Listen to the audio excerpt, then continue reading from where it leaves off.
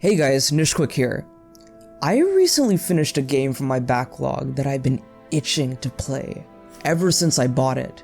And don't ask me why it took this long for me to play it, cause I couldn't even give you a good answer. That game was Tales of Arise. As a fan of JRPGs and the JRPG genre, I have to say, this is one of the best modern JRPGs I've ever played, and one of the best action RPGs available right now. And I really want to say this, it's the video game I really needed at this stage of my life, for numerous reasons, and I hope to share that with you today. So without further ado, let me tell you why I love Tales of Arise so much, and how it truly impacted me as an RPG enthusiast. Here's a quick synopsis of the game's story. Tales of Arise is set in a fantasy world where two planets, Dana and Rena, coexist, and Rena has dominated Dana for many centuries.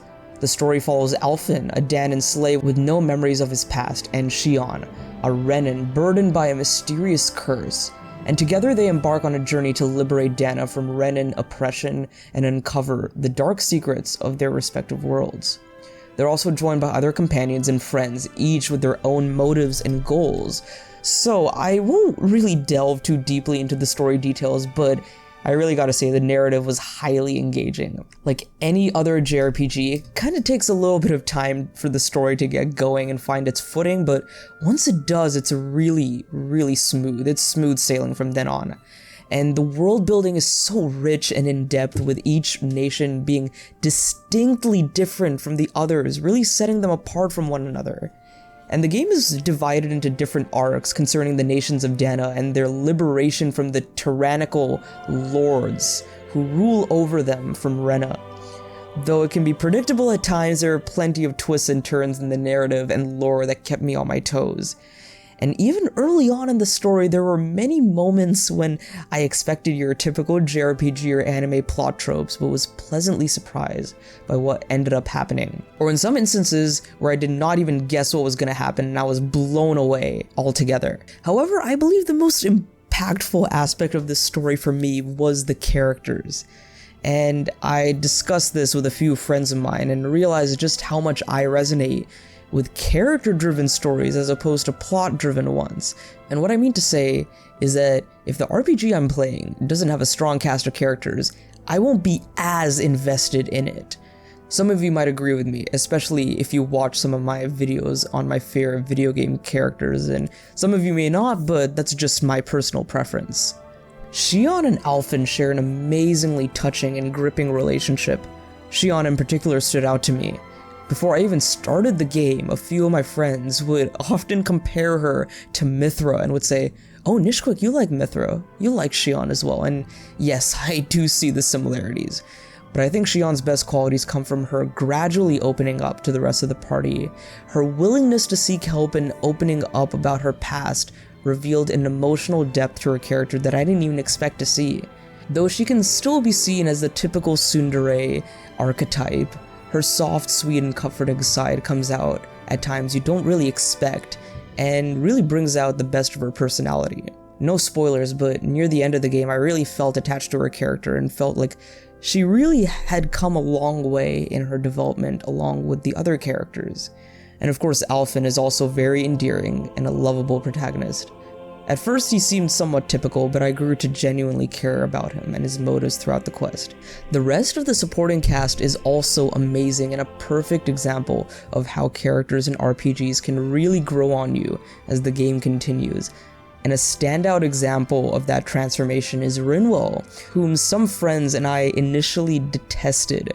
She was rude, mean, unlikable, and just plain annoying if I'm being honest. And actually, she goes through one of the most significant changes among the cast of the main characters, aside from Shion. Rinwell, being a Danan, despises Renans like Shion and Dohalim. However, her experiences with her friends, the party members, and the people she meets, coupled with how she confronts the tragedy of her past, made her a much more likable and well-rounded character. Also, later in the game, I really loved her banter with Law, and the potential budding romance there. It was pretty heartwarming to see that. And like I mentioned earlier, an RPG's story is all about the characters for me.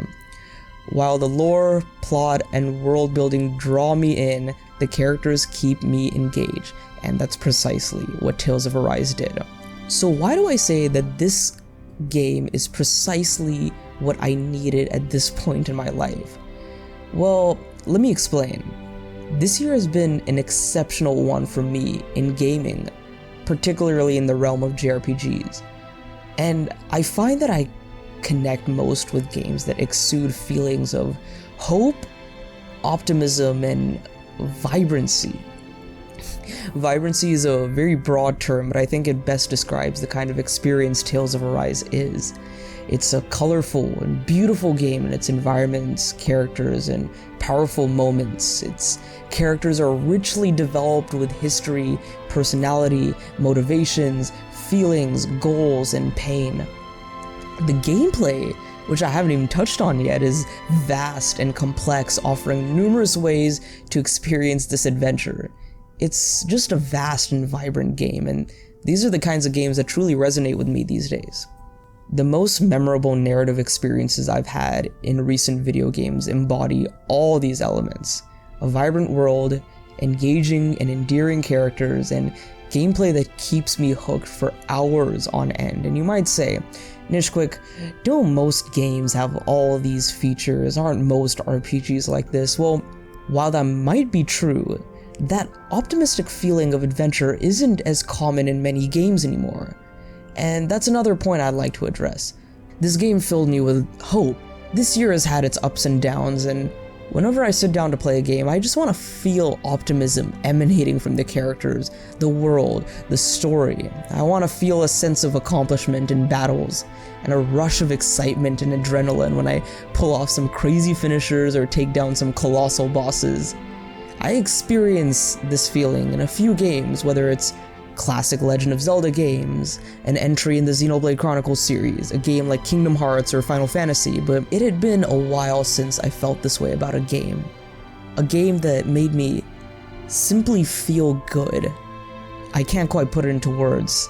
I played games this year that I hoped would resonate with me and leave me with positive takeaways, but I ended up enjoying them a little less than I anticipated. Perhaps it's due to the game's world or characters, or maybe even where I am in my life right now.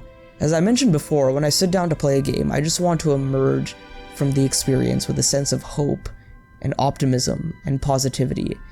And that's precisely what Tales of Arise's experience gave to me, with its phenomenal characters, immersive world, extensive gameplay, and of course, its emotionally impactful ending. And I almost forgot to mention Mr. Sakuraba's beautiful OST. While it may not be the best I've heard in a JRPG, it's undeniably grandiose and beautiful. Some songs capture my feelings about this game better than I can even describe, and that speaks volumes about this game and its soundtrack. The whole OST is available on Spotify, so I highly recommend you guys check it out. So, as I'm making this video right now, I cannot conclude it without discussing the Zoogle in the room, the DLC, Tales of Arise Beyond the Dawn. Wow, did this come out at a perfect time. I've had this game in my Steam library since December of 2021, and I didn't start the game until June of this year after I completed The Legend of Zelda Tears of the Kingdom. And I completed Tales of Arise in August of 2023, and immediately the following month, its DLC expansion, Tales of Arise Beyond the Dawn, was announced to release this November. 1 month after I completed the game, and 2 years after its original release in September 2021. What perfect timing. It feels like Bandai Namco really had me in mind when they made this decision. The DLC story is a sequel that takes place a few years after its ending, and is supposed to be about 20 hours long or so it looks like the Tales of series is taking some notes from Xenoblade for its DLC stories. And if it's anything like Torn of the Golden Country or Future Redeemed, I'm sure this will be a fantastic experience, capping off the Tales of Arise story and providing a standalone adventure to remember. It's just great because when I finished this game, I thought it was the end of my time in this world and with these characters. And this November, I get to jump right back into that vivid, vast, and vibrant world that filled me with so much optimism this summer. So yeah, have you guys played Tales of Arise? And if so, what did you guys think of it? Did you like the characters, the world, the story, the gameplay? Let me know in the comments below. I really enjoyed this game, and I'm looking forward to giving more mini reviews and stories of my experiences with the many games and JRPGs I've been playing later this year, and just for the rest of however long I make videos on this channel. So thank you guys for checking out this video. If you enjoyed it, please give it a like, subscribe down below, and be on the lookout for more Nintendo and JRPG videos just like this. This is Nishquick, signing off. Have a great day, and go play some great games today, like the amazing Tales of Arise, and play it ASAP, because the DLC is coming out very soon, this November. I'll see you guys in the next one later. Hey guys, this is Nishquick. Thank you so much for watching that video, and if you enjoyed it, check out these two videos on the left, and if you aren't subscribed, why not hit that subscribe button on the way out? I'll see you guys in the next one. Have a great day, and see you later.